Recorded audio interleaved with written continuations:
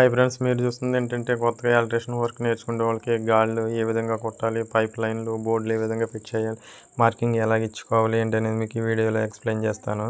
First of all ఏంటంటే మనకి ఈ వీడియోలో చూస్తున్నట్టుగా ఇక్కడ మనకి ఫస్ట్ మెటీరియల్ అనేది తెచ్చుకోవాల్సి వస్తుంది. పైప్ లైన్లు, బోర్డులు, మెటీరియల్ అన్నీ రాసి ఇచ్చాము. అయితే మెటీరియల్ అన్నీ వచ్చాయి.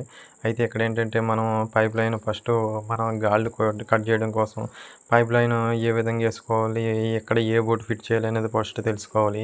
ఇక్కడంటే మన బెడ్ దగ్గర హెడ్ మోడ్లో బోర్డు అనేది పెడతాం. ఇలా మార్కింగ్ అనేది వేసి ఇలాగ పైకి ఏసీ పాయింట్ కాడి నుంచి ఇలా స్ట్రైట్గా అనేది మార్కింగ్ చేసుకొని 12 మోడ్లర్ బోర్డు దగ్గరికి అనేది తీసుకొని రావాలి.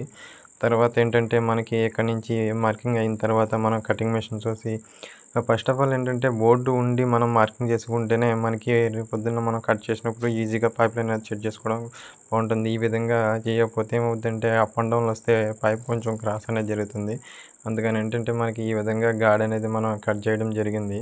ఈ విధంగా గాడ్ అనేది కట్ చేసిన తర్వాత మొత్తం ఈ విధంగా గాడ్ తీసిన తర్వాత మళ్ళీ బ్రేకర్ తోటి ఏంటంటే మనం మొత్తం ఇవన్నీ ఒలుచుకోవాలి. ఒలిసిన తర్వాత అనేది మనం మీరు ఈ వీడియోలో చూస్తున్నట్టుగా ఈ విధంగా అనేది గాడ్ తీసుకోవాల్సి వస్తుంది.